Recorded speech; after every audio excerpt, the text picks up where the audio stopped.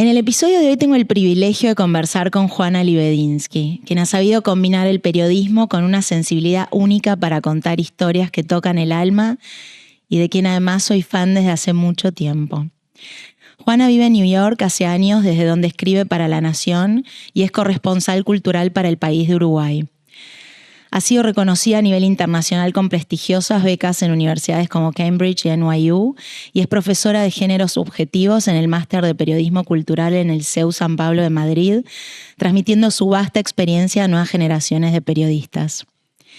Su estilo vibrante y cercano nos invita a reflexionar sobre la vida, lo cotidiano y lo extraordinario, sin perder nunca la ironía ni el humor que la caracterizan. Además de ser autora del libro English Breakfast, que explora el pensamiento británico contemporáneo, ha contribuido con artículos en importantes publicaciones internacionales como Vanity Fair, Vogue, Condé Nast Traveler y JQ. Pero su obra más reciente, Cuesta Abajo, que está acá, me la leí enterita, Juana ofrece una narración vibrante y personal de su experiencia y la de su familia frente a un tremendo accidente que cambió por completo sus vidas. Con una prosa visceral y sin clichés, relata cómo fue caer por ese precipicio de incertidumbres, miedos y otros múltiples sucesos horrorosos, con leveza y humor como nadie más podría. Mientras tanto, Juana lee, juega al tenis y escribe sin parar.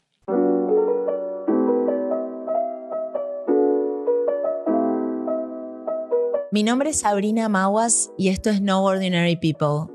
No para los amigos. Un podcast que busca iniciar conversaciones y proponer la escucha como herramienta para cambiar la forma en la que vemos el mundo. Estoy muy entusiasmada por esta 6ª temporada y la posibilidad de seguir encontrando y conversando con mujeres increíbles y compartiéndolo con ustedes. Espero que me acompañen. Juana, sorry que puse tanto tipo dato duro, pero soy muy fan, entonces no podía dejar nada afuera. Sí, no te detengas. No me detengo, no, ya está. Ahora quiero que hablemos. Muy honrada, muy impresionante. No, vos muy impresionante. Fan recíproca, así que cuando me llamaste para hacer esto estaba contentísima. Escucho tu podcast. Sí, eso me llenó todavía más de emoción, que no lo sabía. Tengo largos trayectos para actividades deportivas infantiles, claro. Así que me das encima el largo ideal. Así que te puedo citar tus distintos podcasts, lo que sea. Qué amor, es un honor lo que encantada. Decís. Juana, no vas a zafar de la primera pregunta de rigor. Vos, si escuchás el podcast, ya sabes cuál es. ¿Qué querías hacer vos cuando eras chiquita? Nunca se me ocurrió otra cosa que escribir. En mi casa son todos arquitectos. Cuando digo todos arquitectos es mamá, papá, los hermanos de mamá, la hermana de mi papá, los cónyuges de todos, mi hermano, mis primos, mi suegro, mi cuñado. Tremendo. Esos aparecieron, obviamente después. Claro. Pero yo en lo que era buena era dibujando y en matemática, con lo cual parecía que era otra más para lo mismo, pero siempre me gustó mucho leer y escribir y sabía que de alguna forma eso lo iba a enganchar. Así que no es que tuve una especie de visión en algún momento. Te diría que soy muy afortunada de estar haciendo lo que siempre me gustó. Claro, y hasta que te diría por oposición no fuiste arquitecta, porque todas las flechas indicaban que podrías haberlo sido. Siempre fui muy buenita, hice todo. Obediente, no traigo muchos problemas. ¿Viste? Cuando te hacen las preguntas, ¿en qué te rebelaste? Creo que mi única rebelión, encima todos profesores universitarios, mi única rebelión fue no estudiar arquitectura en la UBA. En todo lo demás creo que estuve bastante siguiendo los lineamientos familiares, que igual eran muy relajados. Sí. Pero no fue un problema, ¿o sí? No, para nada. Les parecía curioso e inentendible, claro. Pero nos seguimos llevando muy bien. Y sí, es como, son esos... Yo también no fui arquitecta porque yo creía que mi papá quería que yo fuese arquitecta. Pero hoy un poco no te digo que me arrepiento, Pero son esas decisiones que uno de chico toma a veces tan joven, ¿no? En el momento de la decisión de la carrera, me parece, cuando no tenés tan en claro. Hay gente que tiene muy en claro lo que quiere hacer y no se lo cuestiona y va. Y otros nos genera como mucha duda. Y me dio pena no haber terminado decidiendo por mi propio deseo. Pero bueno, eso lo sé hoy con 20 años de terapia en sí.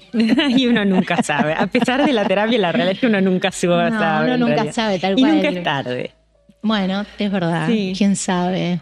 Sí, yo vivo en Estados Unidos, que se supone que la teoría es que uno todo el tiempo se va reinventando. Así que... Sí, ni hablar. Bueno, ya que esté haciendo los podcasts es una gran reinvención los últimos 6 años, así que... Nosotros los afortunados. Gracias, Juani. Escuchame una cosa. Quiero hablar de muchos temas porque, estudiaste... Estudié ciencias políticas.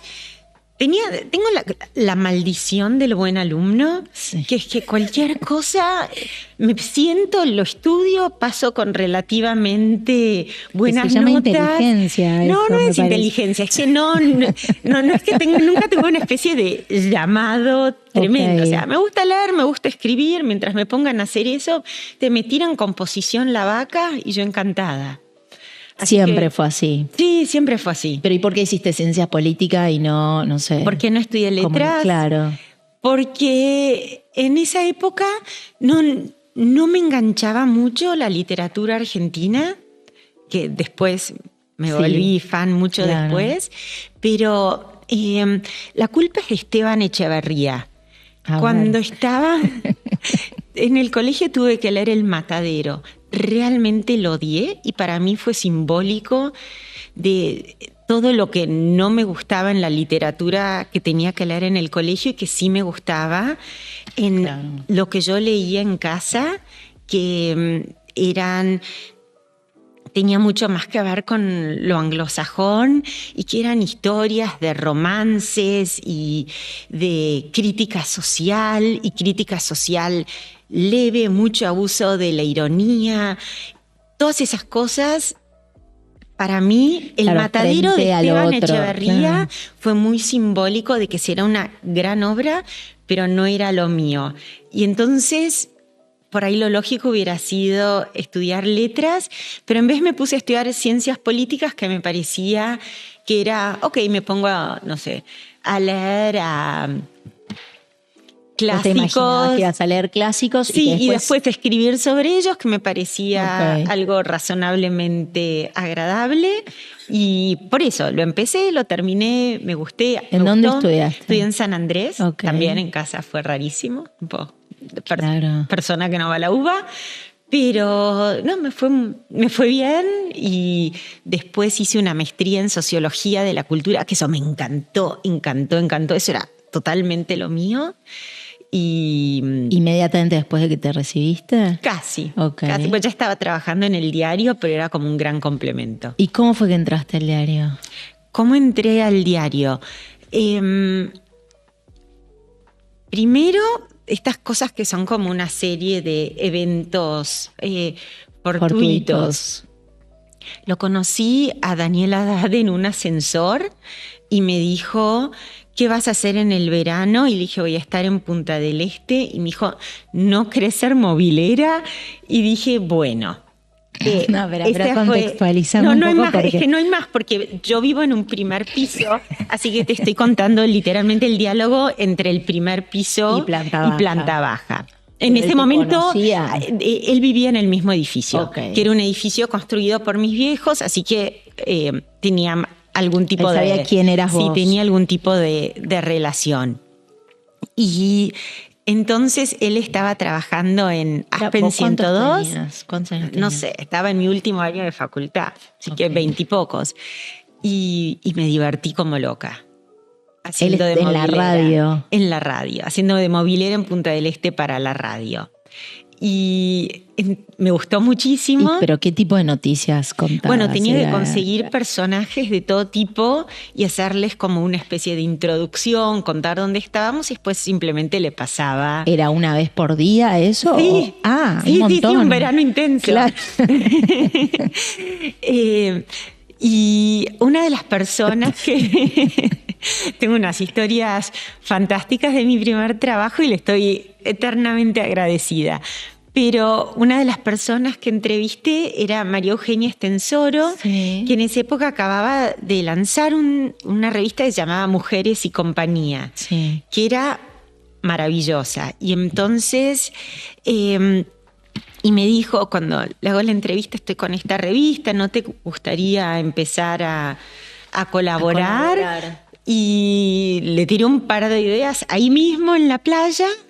Y me dijo, dale. Entonces empecé a trabajar con ellos. Un laburo soñado, porque aparte pudiste ir de vacaciones, le metías las notas a Haddad y en paralelo... Todo es soñado hasta ves cuánto te pagan, pero bueno. No, obvio, bueno, pero el periodismo es como... es amor al arte. Pero si no tenía gasto cero porque estaba quedándome lo de mis viejos, claro. Era... Pero eso nunca habían hablado en el ascensor, no llegaban. No llegamos, a esa parte no llegamos. Y... o sea, cuando terminara el verano vos ya tenías laburo con la revista de Estensoro. Sí, empecé con ellos como freelance, pero empecé a trabajar muchísimo. Ahí conocí... Porque además ella no sabía que vos sabías escribir. Cuando vos la approachaste para la radio es como... Bueno, en realidad, mientras estaba en la facultad había escrito un par de cosas para el Buenos Aires Herald. Ah, ok. Pero... Contá bien, Juana, no te tires abajo. No, la distraída. No me tiro abajo para nada. Mucha conexión con el colegio al que fui, a donde van tus chicos, así que siguen las conexiones. Totalmente. Y que aparece en el libro Micaela Mayer, que era la jefa de arquitectura en el Buenos Aires Herald, había sido exalumna de este colegio, lo mismo que María Eugenia Estensoro. Claro. Mis historias habían aparecido en todas las revistas del colegio, me había ganado todos los premios literarios, así que entonces era una celebridad muy, muy pequeña para un grupo muy, muy pequeño. Entonces empecé a trabajar con ella en Mujeres y Compañía. Conocí dos personas extraordinarias, que son Silvia Neistat, que es la editora de Economía de Clarín, que sí, la mejor persona del universo, Norma Morandini, y algunas de las notas que yo proponía me decían, en realidad esto es más para revista generalista. Entonces Silvia me dijo, ¿por qué no propones esto en La Nación, que les va a encantar? Se lo propuse a Alicia de Arteaga, que era la editora de la revista en ese momento. Mandé... ¿Y del suple de moda también o no? En ese momento era de la revista. Okay. Y me publicó esta nota que era sobre mujeres en la cárcel con un giro bastante particular y que nunca te olvidas de la primera nota. No, que pero ¿de dónde sacaste eso? ¿Tenías fuentes o a vos se te ocurrió y después fuiste a buscar las fuentes? Porque siempre tengo como gran respeto profesional, por ahí porque yo soy tan generalista, a los que saben específicamente de una cosa. Y me acuerdo que venía a la universidad a dar una charla un gran especialista en mujeres asesinas seriales y que tenía una teoría de por qué las mujeres matan y que era distinto a por qué los hombres matan. Después fue bastante popular y era una historiadora y había hecho una historia de cómo se encarcelaba a las mujeres en América Latina y tenía la teoría de que eran motivos muy distintos que los hombres, que en realidad había en general mucho abuso detrás, y que por eso el tema de encarcelar tenía que ser mucho menor y muy distinto. Y además tenía toda la discusión de si las mujeres que matan es porque son malas o porque son locas, porque por mucho tiempo se pensaba que una mujer no podía ser mala, solo podía ser loca bueno, podemos ser malas y locas. Sí, hace, imagínate, muchísimas décadas. Y bueno, la publiqué. Esto te había generado como, cuando lo viste. Bueno, lo leí y dije, che, yo soy mala y loca, así que voy a hacer pega de cerca. No, y entonces propuse hacer una nota en base a una entrevista a esta persona, pero además hacer un poco de trabajo de fondo. Mira. Y la publicaron en la revista de La Nación. Alicia me abrió una puerta gigantesca y después pobres los de La Nación, los empecé a bombardear con propuestas de notas y creo que a las 2 semanas me llamó Carlitos Roberts, que adoro, que era el editor de Enfoques en esa época, y me pregunta si aparece un lugar en las páginas de cultura, ¿estarías a tiro? Y yo dije que sí, crucé los dedos y a los 2 minutos me llamó y me dijo, venite al diario. Wow. Bueno, y nunca más me fui. ¿Y te gustó la redacción? Sí. Porque ahí es un ritmo frenético. Sí, igual estaba en cultura, claro, que es ligeramente... Cultura va un carril paralelo, pero igual. No, pero estábamos en el cuerpo principal. Claro. Me encantó y para mí fue de lo único que era... me di cuenta que yo era un bicho de diario y aunque estaba muy contenta de irme a vivir a Nueva York cuando me fui, que era siguiendo a mi marido, bueno, a mi novio en este momento, lo que más me costaba era que yo era muy feliz adentro de una redacción. Y me encantaba toda la música. Ya ibas todos los días. ¿Cómo era tu jornada? Iba. Porque cuando yo trabajaba en ámbito, lo único bueno era que era de jueves. Claro, yo no trabajaba el viernes porque no había diario los fines de semana, no había ámbito. No, acá era... Ustedes estaban todos los 7 días. Claro. Y que ibas alternando los francos. Claro. A mí siempre me pareció tremendo eso. Porque uno va al revés del resto de las personas. Sí, no, por eso, a mucha gente ese tipo de cosas le costaba. Pero a mí no. A mí me encantaba. Bien. Esperá, ¿pero cuánto tiempo estuviste en el diario antes de irte a New York? No sé, décadas. Ok, por eso. Sí, porque ahí saltaste hasta cuando te fuiste a Estados Unidos, pero pasó un tiempo. Sí, pasaron muchos años. Y me fui. ¿Y vos inmediatamente cuando planteaste me voy, ahí te dijeron, bueno, escribí desde allá? ¿O cómo fue esa situación? Bueno, lo conocí a Conrado, a mi marido, y él vivía en Estados Unidos, trabaja para un despacho británico, para un estudio británico de abogados, pero que manejan América Latina desde ahí. Sí.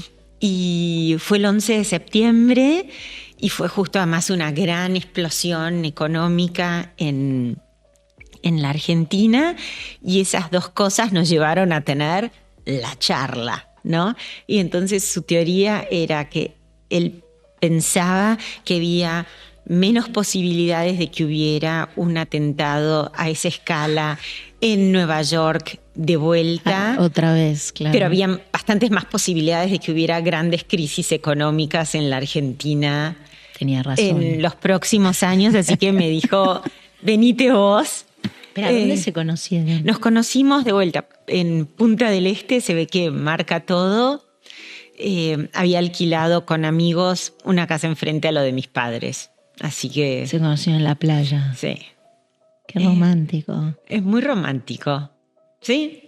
Y ahí te pareció prudente. Y dijiste, bueno, nos vamos a Estados Unidos. No, ahí no me hizo ninguna oferta. Pero ahí nos conocimos, seguimos No, digo, volví atrás a la Sabe lo oferta. Que quiere, pero bien. No tanto.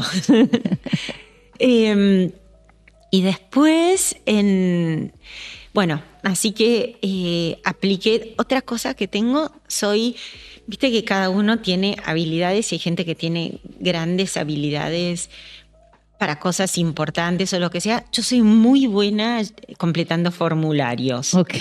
Entonces, apliqué a universidades y entré en un curso que me encantaba. Sí. Pero entré en un curso que me encantaba, una maestría en la Universidad de Nueva York, que era en periodismo cultural, en crítica cultural en realidad, que era como una continuación de esto de sociología de la cultura que yo había hecho con periodistas que yo admiraba profundamente y que al día de hoy, una de ellas, Brooke Kroger, es como mi guía en todo sentido, así que fue una gran suerte y bueno, me fui a estudiar ahí y por suerte en el diario pude seguir colaborando y eso se mantuvo. Después estuvimos en Londres, después en Madrid, volvimos a Nueva York y yo más o menos mantuve siempre el mismo trabajo. Iba colaborando para otros medios, sobre todo cuando me fui a España, pero a mí me gusta la composición La Vaca y pude seguir haciéndola el resto de mi vida. Sí, que yo pensaba como eso, porque cuando uno a veces se va, vos estabas acá y escribías casi sobre cosas que sucedían acá. Sí, y además en general el mismo día, porque era cultura, era y después cotidiano. Al irte uno pierde o sea, ganás una perspectiva distinta, perdés por ahí la cotidianidad ¿no? de lo que está pasando en ese lugar en donde se va a leer ese artículo, pero ¿cómo hacías o cómo fue que encontraste o no te costó nada por ahí ese ejercicio de decir, che, esto puede interesar allá, o estoy viendo esto desde esta manera, o ahora que me alejé lo veo con otros ojos y me parece que tendríamos que hablar desde otro ángulo? ¿Cómo fue esa, como decís vos, seguiste escribiendo de la composición del tema que querías, pero hubo algo que se modificó y que tuviste que ajustar, o no, medio que fluyó igual? Y la realidad es que si estás en Nueva York es tan fácil. Sí. O sea, salís a la esquina de tu casa y te pasa una persona, no sé, con un piano en la cabeza. Entonces, al revés, el problema es que te explota la cabeza de la cantidad de historias que tenés para contar. Lo que sí, siempre me dio la sensación que las historias grandes en general ya están contadas. Entonces era tratar de ir a las historias grandes desde un ángulo un poco distinto o hacer historias sobre rasgos de la ciudad que por ahí descubrís en la vida cotidiana una vez que vivís ahí y que te van pintando un poco el lugar y que por ahí además también mucha otra gente la puede hacer. Entonces ahí es un poco, y bueno, cómo lo escribís con una cierta gracia para conectar al lector y que un lector en la Argentina, que es muy general porque esto es un diario nacional, pueda sentirse a la vez atraído por lo exótico o ajeno, pero al mismo tiempo conectado. Totalmente. Y además todos esos años que estuviste afuera coincidieron con años como claramente de mucha expansión de lo que es la digitalización, las redes sociales. O sea, cuando vos te fuiste, ese no era el panorama. ¿Cómo afectó eso también, no? Porque de golpe había cosas, es verdad lo que decís, en New York o mismo en Madrid o en Londres, en todas esas ciudades donde viviste, uno sale a la calle y hay miles de cosas que llaman la atención y que son interesantes de contar y que hablan mucho de culturas distintas o de la humanidad en general y cómo cada uno se comporta en donde está. Pero ahí ya tenías como que competir un poco con... Totalmente, ¿no? La data que le llegaba directo a cualquiera desde otras fuentes. Exacto, ¿no? Sí. Y bueno, entonces me parece que es contarlo con algún tipo de gracia distinta. Total. ¿Vos ya te habías dado cuenta que eras graciosa escribiendo? ¿Cuándo te diste cuenta de eso? Me parece que en el colegio, una vez, justo ahora me estaba acordando que una vez escribí. Estaba hace poco con un grupo de amigas y todas eran que eran muy buenas en literatura en el colegio y seguimos en contacto porque bien nerds. Nos juntamos para discutir Shakespeare una vez por mes, o sea, así, bien nerds. Y entonces estábamos nerds / patéticas, claro. No estábamos compitiendo en tipo, sí. ¿Pero se autoperciben así o solo vos? A mucho, creo que a mucha honra, sí. Bien. Entonces estábamos compitiendo, con cucardas de quién se había ganado tipo el premio de literatura de, no sé, 7º grado, ese tipo de cosas. Sí. Y yo les dije, de lo único que me acordaba era que una vez escribí un poema que no me acuerdo las primeras estrofas, pero era algo como sobre el tararana, sale el... A ver, sobre el tararara sale el tararara, sobre el mar sale la luna, sobre el no sé cuánto, bla, bla, bla, sobre la pizza, aceituna. Y qué amor. Gané todo, creo que era cuarto grado. Así que sí, estaba destinada para Shakespeare, como te sé. ¿Estas son todas exalumnas o son de otro palo? No. Todas las sacaste del mismo lugar. No, todas estas quedamos. Claro, de hecho, una es la editora del libro, también es, que tiene una editorial, también es exalumna. Bien. Y también es de esta de Cuesta banda. Abajo. De Cuesta Abajo es una editorial lindísima que se llama La Bestia Equilátera, que es tremendamente prestigiosa. Acá tengo el libro. Y que el catálogo que tienen es muy impresionante, así que es un gran honor haber estado ahí compartiéndolo. Contame el libro. Bueno, lleguemos al libro, porque en realidad hay que hacer como un fast forward. Seguiste escribiendo desde New York. Vivían ahí, tuviste a tus hijos, a tu hija, primero la tuviste en Madrid y llegaste a New York. Sí. Y ahí tuviste después a tu hijo varón. Y todos los años se venían a esquiar. Exacto, en los 70, en el Cerro Catedral, Parques Nacionales, de tu casa. Hizo el primer loteo. Y una de las condiciones era que si conseguías uno de los lotes tenías que construir inmediatamente. Mis padres construyeron inmediatamente, así que es una de las primeras casas y tremendamente setentosa, toda naranja adentro, y tenemos los Durax. Sí, cuando decías a color ámbar. Todo quedó igual. Y vamos todos los años, donde era como casi una condición matrimonial. Yo te acompaño donde sea en el mundo. Igual nos tocaron lugares buenísimos, no es que me queje. Pero todos los años las vacaciones eran en Bariloche. Como vivimos en el hemisferio norte, eran nuestras vacaciones de verano. El verano de ustedes. Y un año, en 2019, estábamos esquiando y mi marido en un momento pierde el control y empieza a caer como en los dibujitos, cabeza a pie.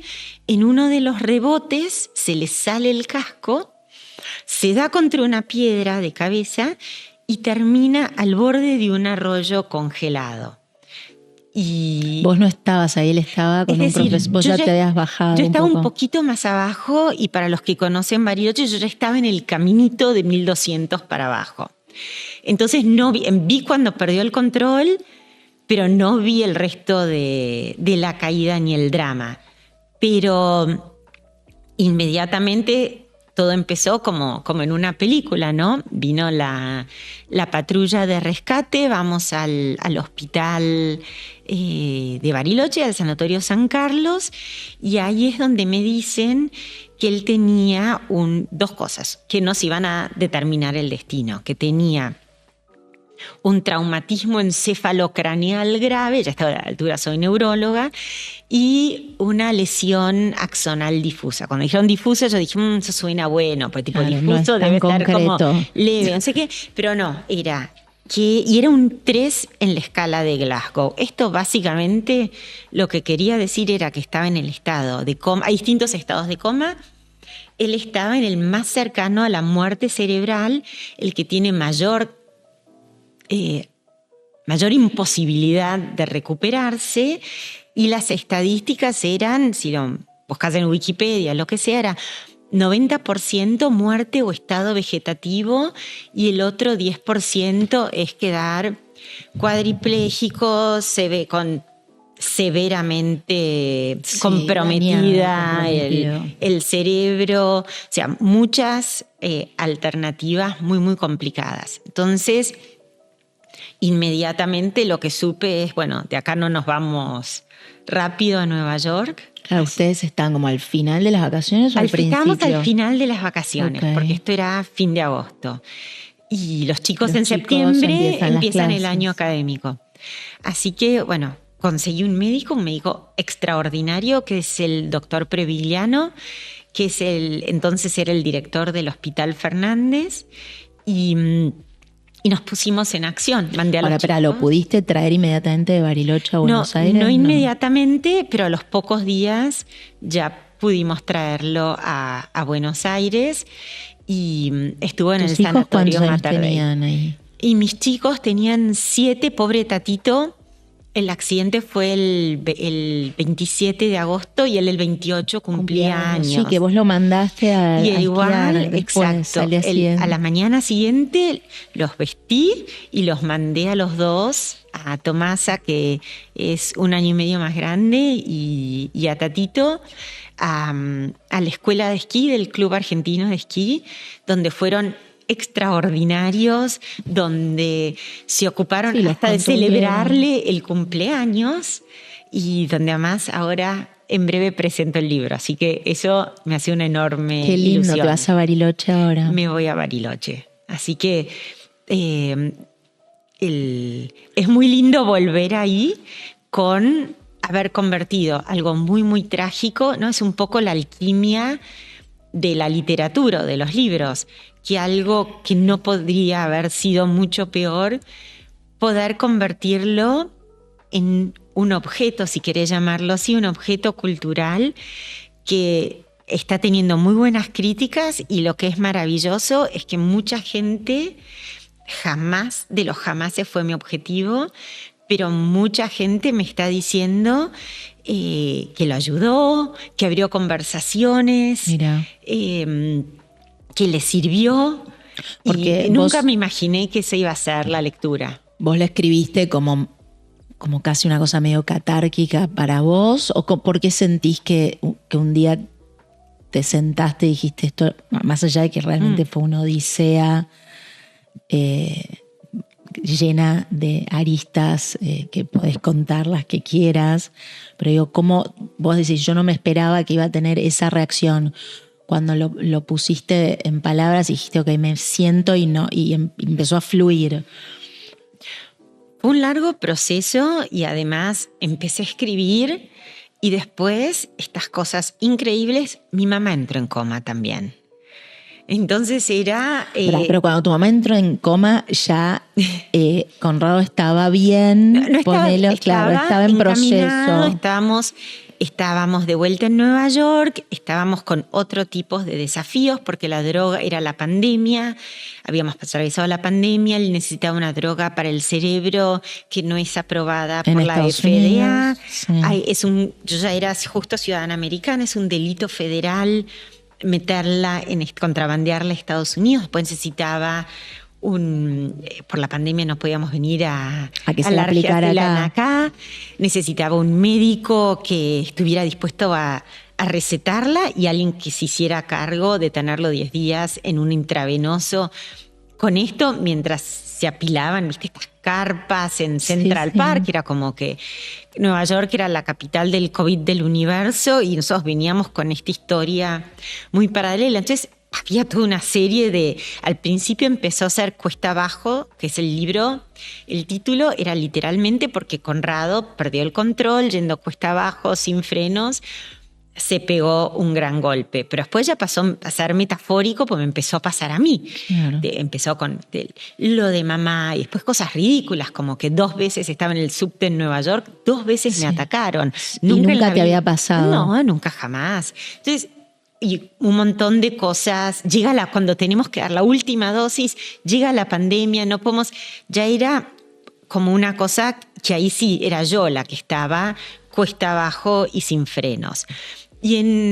Pero para responder directamente a lo que decís, yo enseño en una maestría en periodismo cultural en Madrid y como si estuviera iluminado mi jefe ahí, en un momento me llama y me dice, mirá, vamos a reanudar las clases presenciales. Madrid además había sido bastante liberal durante la pandemia. Venite. Y yo largué todo. Largué médicos, acompañamientos terapéuticos, todos los problemas, me subí a un avión y me fui. Y empecé a estar de vuelta en contacto con colegas, con mis estudiantes, todas cosas que eran como un estímulo y volver positivo y un poco también recuperar la identidad de que, yo trabajaba de escribir composición La Vaca y era algo que había dejado de hacer. Y en un momento en la tele veo un documental en Madrid, un documental que había salido hace tiempo en Nueva York, pero yo no lo había visto, sobre Nora Ephron. Y Nora Ephron es muy conocida porque es quien escribió la guionista cuando Harry conoció a Sally, tienes un email. Pero historias románticas. Un montón además de libros que además ahora están hasta los últimos en castellano, en ediciones lindísimas, que se ríen de las indignidades de envejecer. Y es muy graciosa. Y en el documental, el hijo cuenta que... y el gran salto a la fama de Nora Ephron fue que ella estaba casada con uno de los periodistas de Watergate. Eran como la pareja dorada, ella estaba embarazada de 9 meses y en ese momento él le dice que estaba saliendo con otra mujer y la larga. Y ella convirtió esto en su primer gran éxito, que fue una película y después, que fue un libro y después un film que fue lo que un poco marcó este estilo, que según el hijo de ella se resumía de esta manera. Que Nora Ephron decía: cuando yo voy caminando por la calle y piso una banana, la gente se ríe de mí. Pero si yo voy por la calle y le cuento a la gente que yo me patiné otra vez con una cáscara de banana, hago reír a la gente. Pero además estoy en control de la narrativa. Y ambas cosas, si trabajás en este medio, creo que para todo el mundo en general, pero quizá más exacerbado, es algo muy importante y que también te da un cierto control sobre tu identidad. Y dije, me parece que es el momento. Que te tiraron una soga ahí. Me tiraron una muy linda soga, sí. Y lo que sí me di cuenta es que yo no quería hacer nada que fuera un ejercicio catártico. Okay. Obviamente, cada vez que escribís lo hay. Sí. Es como que era más bien algo que yo pensaba, no es necesariamente que era lo que yo iba a hacer. Pero quería que fuera un producto literario digno, contar una buena historia para el lector. Pues me parecía que yo había atravesado una situación muy extrema, que después encima se iba complicando, y a lo largo de todo eso, más allá de las anécdotas que iban pasando, que iban de trágicas a bizarras, sí. Había sexo, de todo. Es el menaje a trois, es maravilloso. Todo eso, lo que pude mantener fue la lectura y jugar al tenis. Y dije, me parece que esto puede andar. Y el humor, porque yo te leía, sí. Y yo pensaba como... No es un tema menor, yo entiendo que es parte de tu identidad, pero lo pudiste sostener en momentos tan trágicos, sí. Que yo siento que también eso te debe haber ido salvando y tener la claridad para decir, ¿no? Para verlo desde arriba, casi como un dron o abuelo de pájaro, y poder decir, bueno, estoy en control, me siento, finalmente voy a poder... no sé, trazar un límite a todo esto y relatarlo de alguna manera con esa leveza que es un mérito. No sé, cualquier otra persona que le pasa, pero la 10ª parte de todo lo que contás en este libro, no sé si llega al día siguiente, ¿no? O se mete en un pozo depresivo o... No creo que no te haya pasado de angustiarte millones de veces, me parece que sería ya casi imposible, pero ver que encontrás el humor o lo positivo, el ángulo copado en todas esas situaciones me parece admirable. Bueno, nunca tuve el lujo de poder tener el momento de deprimirme o lo que sea, porque me iban diciendo mis amigos médicos, cuando vuelva a la normalidad, agárrate porque vas a tener peor. El famoso estrés postraumático. Fui una máquina de eficiencia en todo lo que hice y todos me decían, en algún momento vas a tomar conciencia de lo que pasó, de lo que sigue pasando.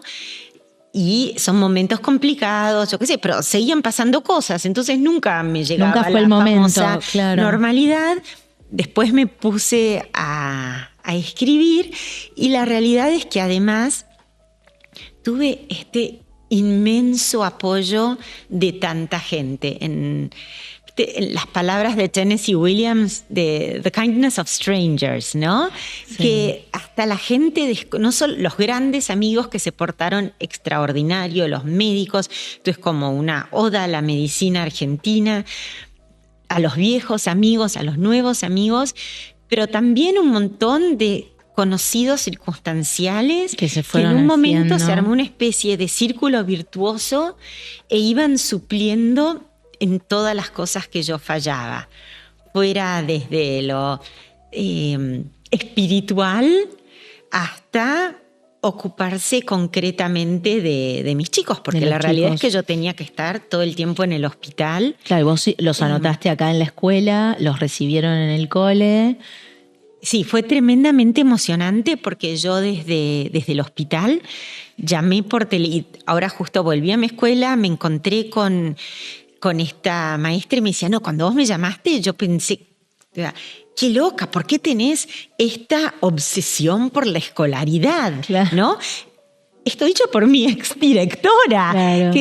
Pero claro, después leyó el libro donde explico cómo el tema de las escuelas es tan central en Estados Unidos, en New York. En New York, no sé la verdad cómo es en el resto, pero hay como en esta especie de burbuja enrarecida de alta competitividad en la cual yo cuento que en el medio no es que yo era la única loca, que mi marido acaba de entrar en el hospital y yo llamo para mandar a una escuela en Buenos Aires ya a mis hijos, sino que una maestra adorada del colegio de Nueva York, que es un colegio el más viejo de Nueva York, tiene 300 años, es súper estricto.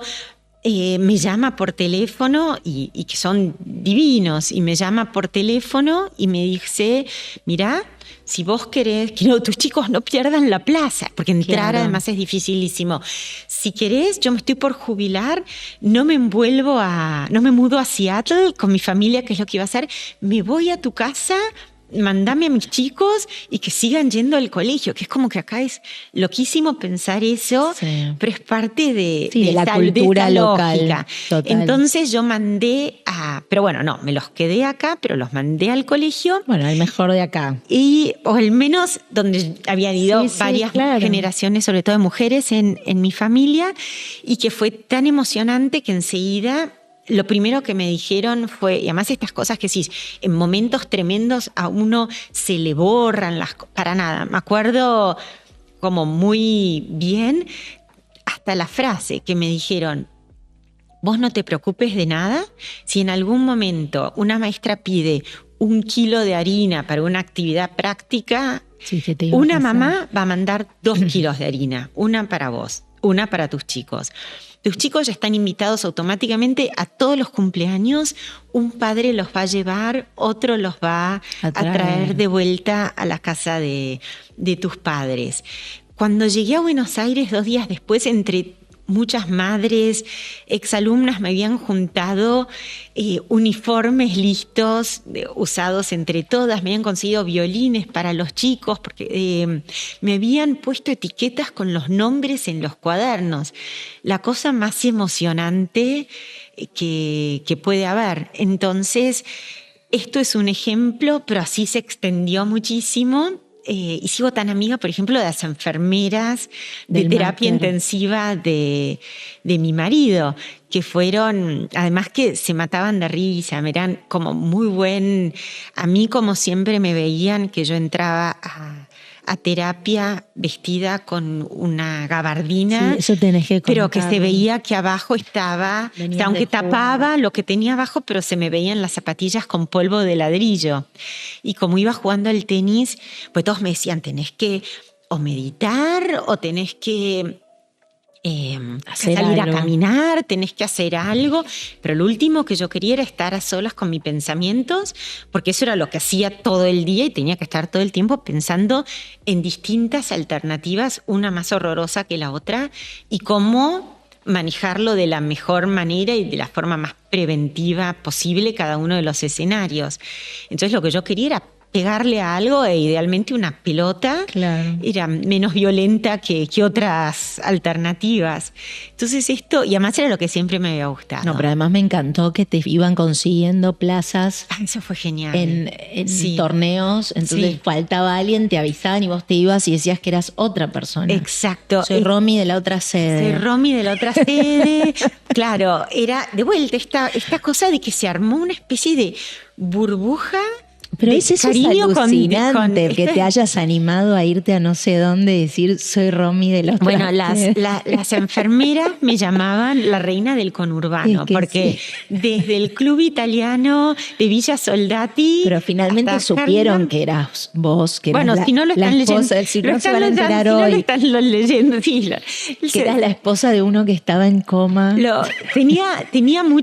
Tenía mucho miedo porque no quería tener ningún tipo de karma negativo. No, y tu costado americano tenía miedo de que alguien te viniera a buscar. No, más que no me viniera a buscar, ¿viste? Soy, de vuelta, esta cosa, soy la buena alumna. Y sí, claro. Cuando estoy en el semáforo, paro, aunque no vengan autos, no cruzo. Muy Entonces, pero al mismo tiempo era con tanto genuino cariño de vuelta, muchas veces de gente que no conocía, que explico lo que hacían, que hay todo un tipo de torneos y todo tipo de circuitos, y se pasaba la bola de que yo estaba disponible.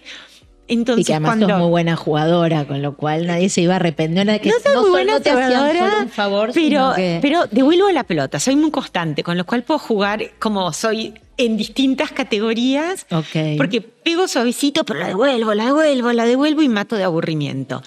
Y ahí ganas el punto. Bueno, claro, caen muertos de aburrimiento, y ahí funciona. Pero entonces me iban llamando y me decían, mirá, tenemos este torneo, último momento, esta señora no puede venir, decí que sos Romy de la otra sede y aparecé. Y yo ya no conocía ni a las de mi equipo ni a las del otro equipo. Iba, jugaba y me volvía a terapia intensiva. ¿Y nadie te preguntaba nada? ¿Cuántas veces hiciste eso? No me acuerdo. Pero varias. Varias veces. Y fue. Y además jugaba. Bueno, obviamente después además partidos con amigas o con conocidas. Y una de las cosas que cuento en el libro es que una vez alguien me discutió casi violentamente un punto, ¿no? Que aparte, para mí, se me puede ocurrir que vos hayas hecho trampa. O sea, todo el mundo puede cantar mal, ¿no? Yo además tenía tanto, imagínate que en ese momento no querés llamar al mar karma de ninguna manera, ¿no? Pero más todo el mundo me trataba como entre algodones. Claro. Entonces estar jugando y que alguien me cante mal, diga que yo canté mal el punto, se enoje, se vaya de la cancha, por un lado. Y yo tampoco cedía, y de golpe empecé a encontrar libros donde gente en situaciones parecidas le había ocurrido lo mismo jugando al tenis, que le parecía que ese era el único momento que tenía sentido en ese momento, claro, y que había que hacerlo con toda seriedad. Y aunque yo pensaba, bueno, mirá, ¿cómo me puede estar pasando esto, un mal momento, con lo que a mí me cuesta irme del hospital para venir a jugar, y todo lo que tengo que armar para que alguien me cubra en el hospital para venirme y pasar este rato.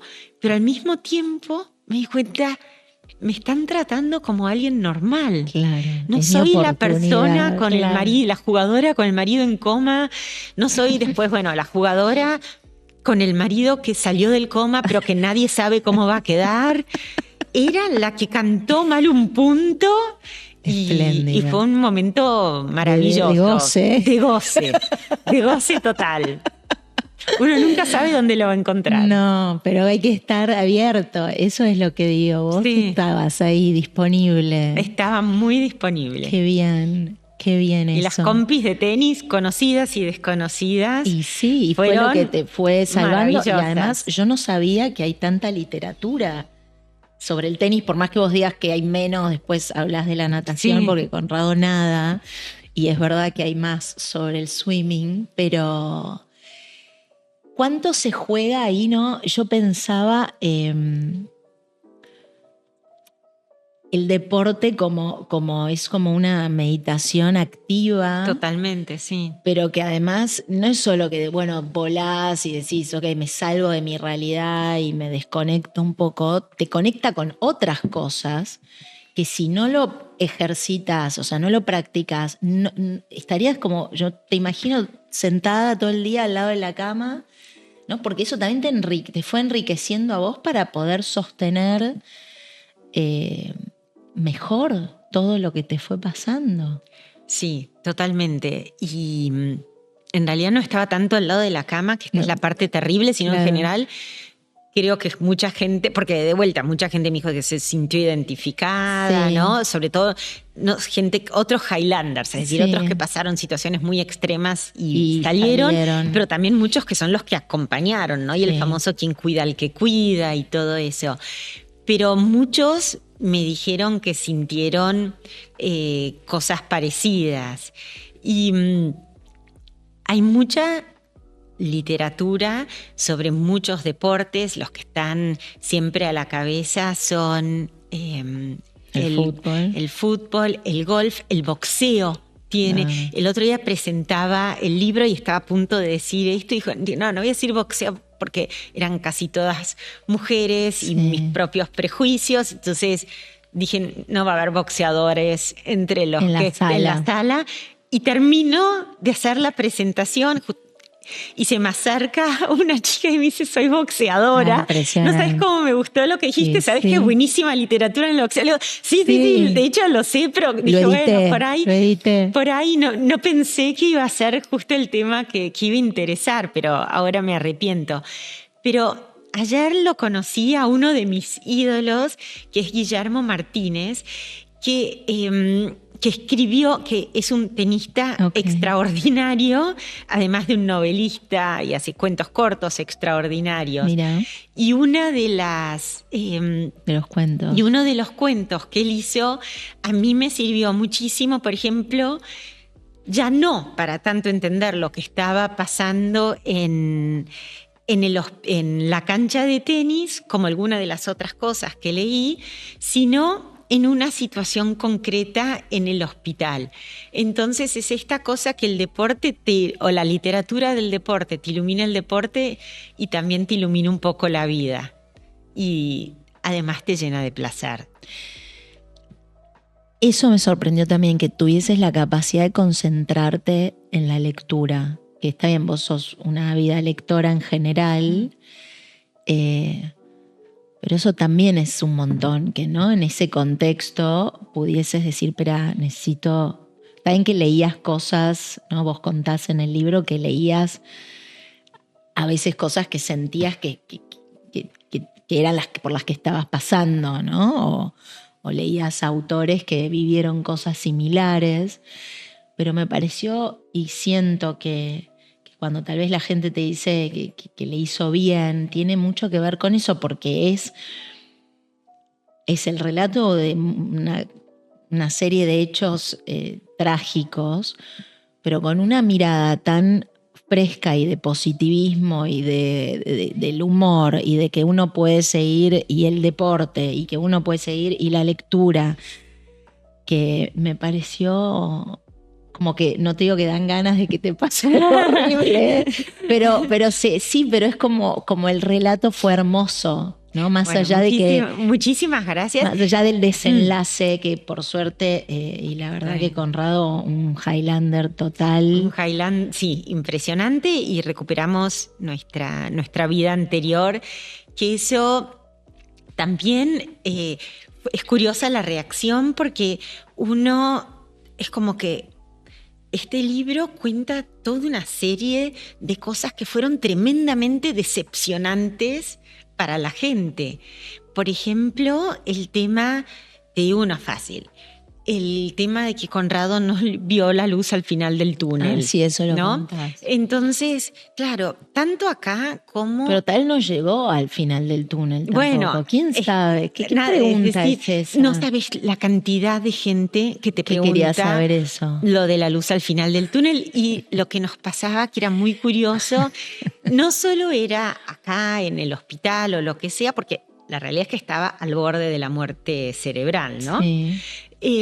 Pero después, caminando por Nueva York, por barrios que se supone muy puritanos y con gente muy formalita, ¿no? Todo eso, y que íbamos caminando y que de golpe veías que tipo, gente que se le abrían los ojos, lo reconocían, venían corriendo, y así como yo soy tremendamente expansiva, hablo con cualquiera, ¿verdad? Conrado es mucho más tímido, mucho más privado y un perfil extraordinariamente bajo. Y entonces se le venían corriendo y todo, tipo, lo agarraban, lo tocaban, que también es rarísimo en Nueva York. Y siempre a la pregunta si había visto la luz al final del túnel. Entonces, para el final, la idea que teníamos era que fuera con un saco, con un blazer, lo que fuera, y una remera impresa abajo. Entonces, cuando veíamos que alguien venía corriendo hacia él, se le abriera y la remera iba a decir, no vi la luz al final del túnel, o si la vi, no me acuerdo.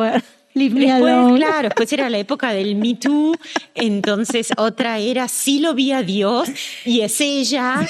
Era como íbamos pensando distintas alternativas. Y otra de las cosas que decepcionamos era que cuando uno atraviesa estas situaciones tan extremas, uno se espera que uno salga tanto más iluminado. Y salimos medio parecidos a cómo entramos. Y no es que nos fuimos a un ashram, no es que estamos en Upstate New York juntando manzanas en una granja, tipo medio Amish. No es que ni siquiera nos volvimos a vivir a Buenos Aires. No, ¿ustedes están desesperados por volver a su vida? ¿O no? Como que todo el... Sí, ni siquiera... Conrado era el que la tenía más clara, que lo que quería volver era su oficina gris, y en el Midtown gris, y con el club enfrente donde va a nadar. Los chicos lo pasaron, a pesar de todo, realmente muy bien acá, les encantó. Pero también querían volver a su colegio, a sus amigos. Yo era la que estaba más flexible, porque además acá tengo toda esta estructura de apoyo que obviamente no la tengo viviendo en ningún otro lado.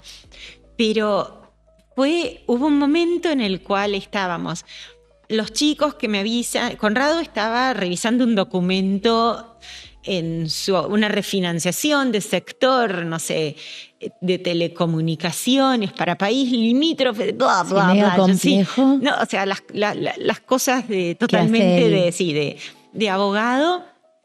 Y yo estaba trabajando en un Starbucks y veo un mensaje de los chicos que el bondi del colegio estaba tarde porque había un bache y además era la Semana de Naciones Unidas, estaban cortando el tráfico, no sé qué, y me di cuenta, qué bueno, volvimos y estamos acá, y lo único que por ahí otra gente querría otras cosas, pero fue un momento en el que dije, bueno, no puedo sino estar llena de agradecimiento a toda la gente que nos acompañó, a los libros y a esa pelota amarilla. Me encanta, a la comunidad esa que formaste. Bueno, no decepcionaste a nadie, la gente siempre tiene expectativas, son las expectativas propias que traslada y no vivió todo lo que vivieron ustedes. Es admirable. ¿Tu mamá cómo está? Mi mamá está fantástica, así que ya está. Ya está. No. Mirá, pero ahora vas a escribir más libros. Bueno, por favor. Dedos cruzados, no sean de nadie en coma cerca. En mi familia inmediata. No. Creo que ese tema ya lo hemos abarcado de manera un tema que extensiva. Me gustó de una última nota tuya fue el tema del queso cottage. Sí. Porque yo estoy obsesionada con que antes había y ya no hay. Mendinet.